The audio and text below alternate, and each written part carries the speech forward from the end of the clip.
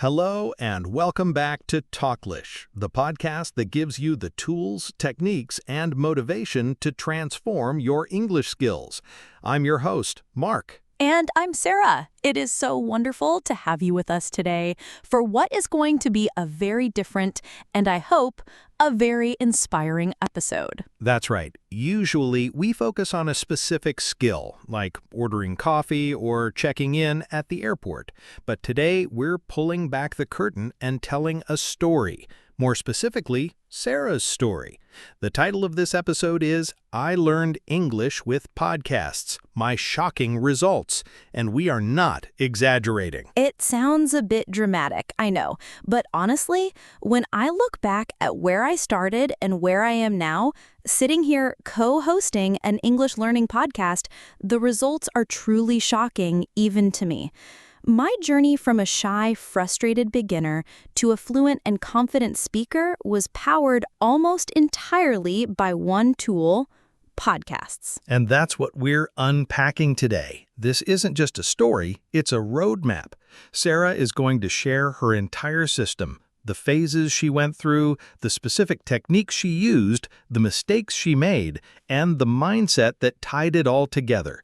This is the blueprint that took her from understanding textbooks to actually living in the English language. Before we dive in, we just want to say a huge thank you for being a part of our community. It means the world to us. If you're ready to go on this journey with us and want more lessons like this one, please take a second right now to hit that subscribe button. It's the best way to support the channel and ensure you never miss an episode. And while you're there, if you find value in today's story, please give this episode a like and drop a comment below. We genuinely want to know, what is your biggest struggle with learning English right now? Sharing your experience helps everyone in the community. Okay, thank you so much for that. So, are you ready to hear how a simple, free tool available on your phone can completely change your English speaking ability? Let's get into it. Part 1. The Before Picture, the Frustrated Beginner.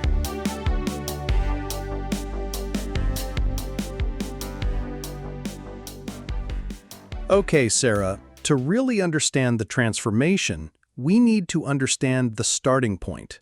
Take us back. Before you discovered this podcast method, what did your English learning look like?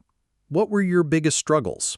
Oh, wow. Thinking back, the main feeling I remember is frustration. I call it the textbook trap. I was a good student. I did all the exercises in my grammar books. I had notebooks filled with vocabulary lists. I could probably get a good score on a written English test. On paper, my English was pretty good. I think so many learners can relate to that. They know the rules, but something is missing. Exactly. The moment I was in a situation where I had to actually speak, everything fell apart. It was like there was a huge wall between the English in my brain and the English that was supposed to come out of my mouth. I would be in a conversation and my mind would just go blank. I'd be busy trying to remember the correct tense, the right preposition, and by the time I had formed the perfect sentence in my head, the conversation had moved on. That delay is killer, isn't it?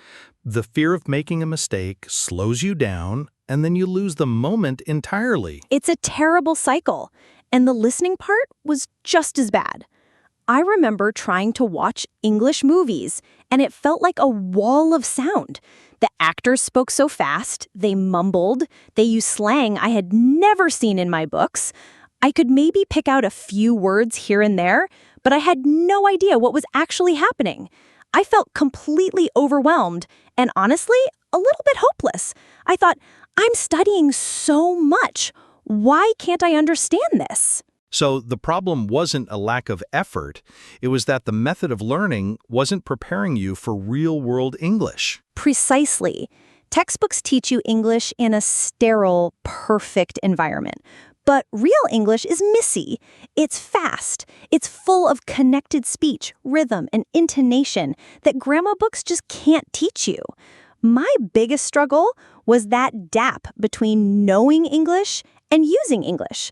I knew the words, but I didn't know the music of the language. I love that phrase, the music of the language.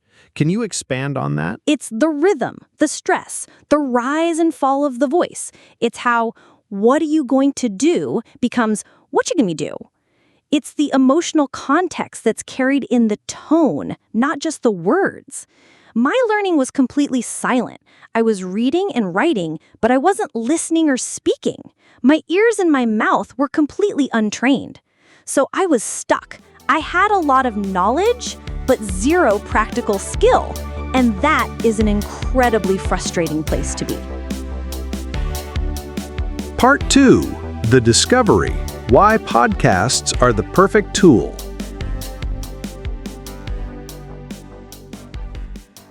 So you're in this state of frustration. You have all this knowledge but can't use it. What was the turning point? How did you stumble upon podcasts as the potential solution? It was almost by accident. I was looking for ways to make my commute more productive. I was tired of listening to the same music every day, and I thought, maybe I can find something in English to listen to. I opened the podcast app on my phone, typed "Learn English," and a whole new world opened up. So what was it about podcasts specifically that felt different from other methods you'd tried, like watching movies or TV shows? It was a combination of things that I now realize makes them the perfect learning tool. The first and most obvious one is accessibility. Podcasts are, for the most part, completely free. They are right there on your phone. You can download episodes and listen anywhere, anytime, while driving, cleaning the house, going for a walk. It integrates learning into the dead time in your day. It doesn't require you to sit down at a desk. That's a huge advantage. It removes the barrier of, I don't have time to study. Exactly. The second thing was the sheer variety. When I tried watching movies, I felt limited. But with podcasts, there is a show for literally every interest imaginable. There are podcasts for learners, of course, but there are also podcasts about history, science, comedy, cooking, video games, meditation, anything. This meant I could learn English by listening to topics I was genuinely passionate about. It stopped feeling like studying and started feeling like entertainment. That's the holy grail of learning, isn't it? When the process itself is enjoyable. Absolutely. But the most important factor for me, especially at the beginning, was authenticity combined with control. Unlike a movie where a dozen people might be talking over explosions, most podcasts feature one or two people having a clear conversation. It's real, natural speech, but it's often much clearer and easier to follow. And what do you mean by control? This was the game changer. With my phone, I had complete control. If I didn't understand a word, I could hit the 15-second rewind button and listen again, and again, and again. There was no pressure. I could also adjust the playback speed. In the beginning, I would sometimes slow the podcast down to 0.8x speed just to give my brain a fighting chance to process the words. You can't do that easily in a real conversation or while watching TV. So, to summarize, podcasts were the perfect tool because they were accessible, they offered variety, which made learning fun, they provided authentic spoken English, and they gave you complete control to learn at your own pace. Yes, it felt like I had found a secret weapon. It was a way to immerse myself in the sounds of English, to train my ear, but in a way that was manageable and not overwhelming. It was the bridge I needed to cross that gap between textbook knowledge and real-world skill. Part 3, The Method, a deep dive into my podcast learning system.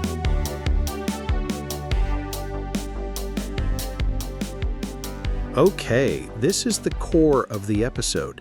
You found the tool, but how did you use it? A lot of people listen to English podcasts, but they don't see massive results. What was your specific system? That's such an important question. Just listening isn't enough. You have to listen with intention. I naturally developed a system that evolved as my English improved. I now see it as 3 distinct phases.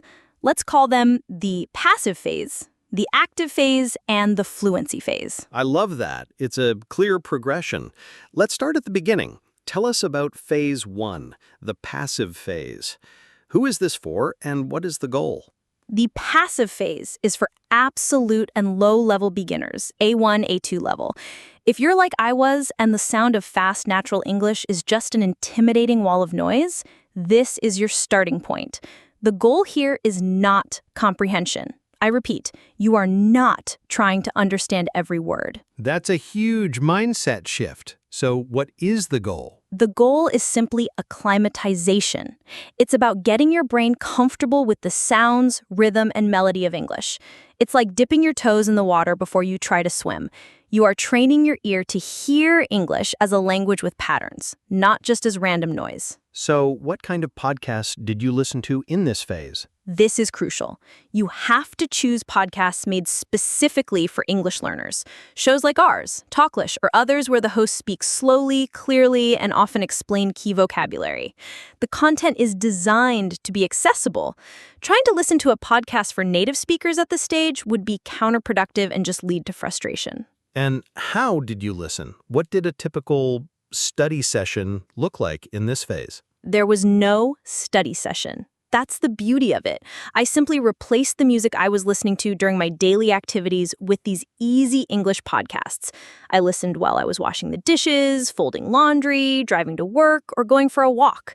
I had my headphones in, and I just let the English wash over me. I wasn't sitting down with a notebook.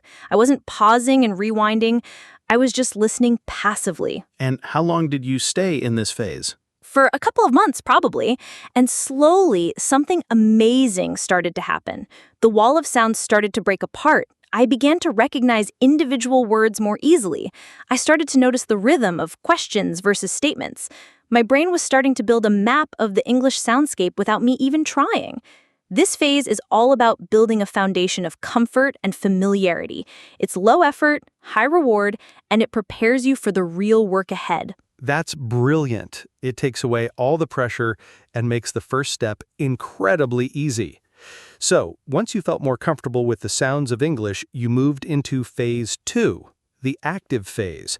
This sounds like where the intensity ramps up. It does. This is for learners who are at a lower intermediate level, B1. You can understand the general idea of what's being said in a learner podcast, but you want to go deeper and start actively building your skills. The goal of this phase is to turn listening into a focused, active study session. So this is no longer just listening while you do the dishes. Exactly. For this phase, you need to set aside dedicated time, maybe 20, 30 minutes. You need to be sitting down with a notebook, a pen, and the podcast transcript. The transcript is non-negotiable in this phase. Why is the transcript so important? The transcript connects what you hear to what you see. It's the key that unlocks understanding. It shows you how those connected words you hear like gonna are actually spelled going to. It helps you identify words you misheard. It is your most powerful tool. My active learning process in this phase had several distinct steps. Let's break them down. What was the first step in an active listening session?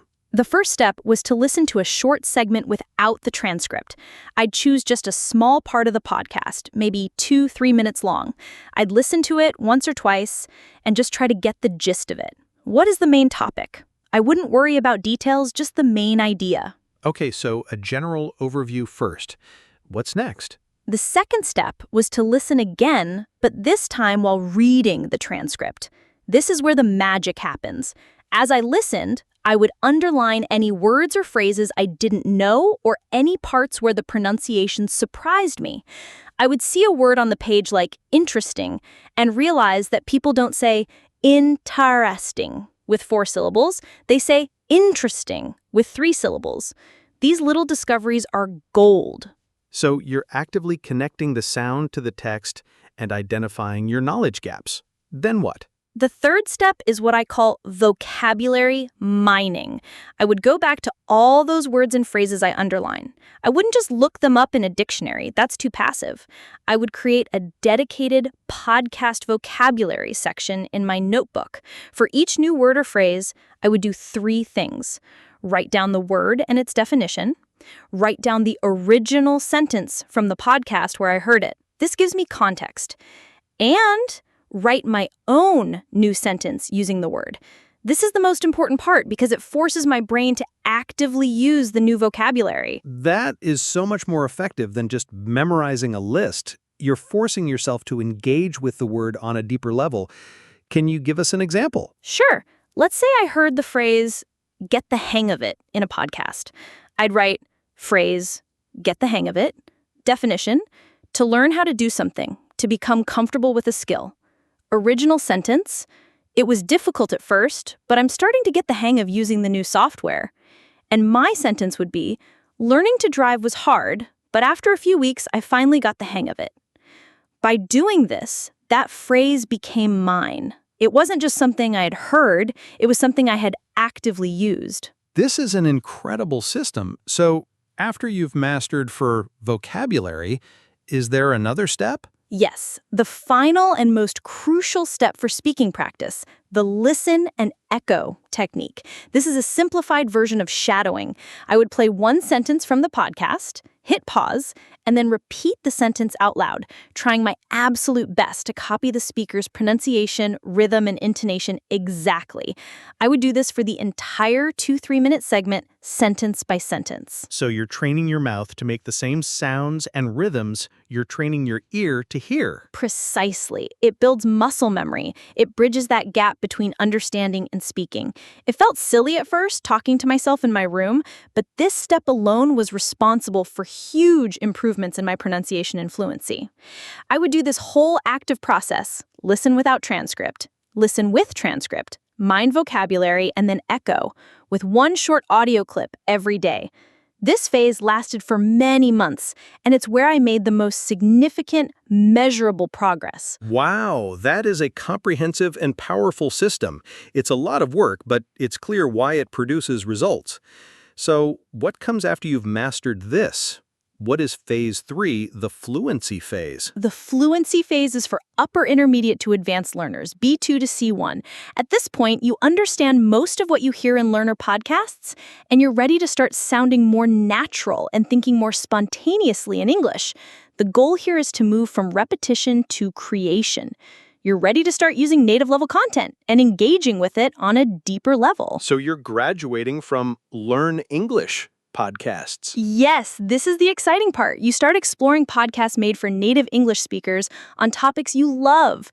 For me, it was history podcasts and interviews with entrepreneurs. Because I was so interested in the content, I was motivated to understand even the more complex language. And in this phase, I used a few key techniques. Let's hear them. The first was full shadowing. Instead of pausing after each sentence, I would play the audio and try to speak along with the host in real time, staying just a second behind them. This is incredibly challenging, but it's the ultimate workout for fluency. It forces your brain to process and produce speech at a native-like speed. We've done an episode on shadowing before, and it truly is a powerful technique. What else did you do? The second technique was summarizing. I would listen to a 5-minute segment of a podcast, then pause it, and try to summarize the main points out loud in my own words. This is a massive step up from just repeating. It forces you to comprehend, process, and then reformulate the information. It checks your understanding and practices your speaking at the same time. That's a fantastic exercise. It's moving from mimicry to actual communication. Exactly. And the final technique, which I think pushed me into fluency, was responding. I would listen to a podcast where the hosts were debating a topic or sharing an opinion. I would pause the podcast and say my own opinion out loud. If they were discussing a new movie, I'd pause and say, "That's an interesting point, but I think the main character's motivation was actually, I was inserting myself into the conversation." You were essentially having a conversation with the podcast hosts. Yes, and that was the final bridge. I was no longer just a passive learner. I was an active participant. I was practicing formulating my own thoughts and arguments in English spontaneously. This is the skill that you need for real-life conversations. Moving through these 3 phases from passive listening to active studying to active participation was the complete journey. Conclusion and your action plan.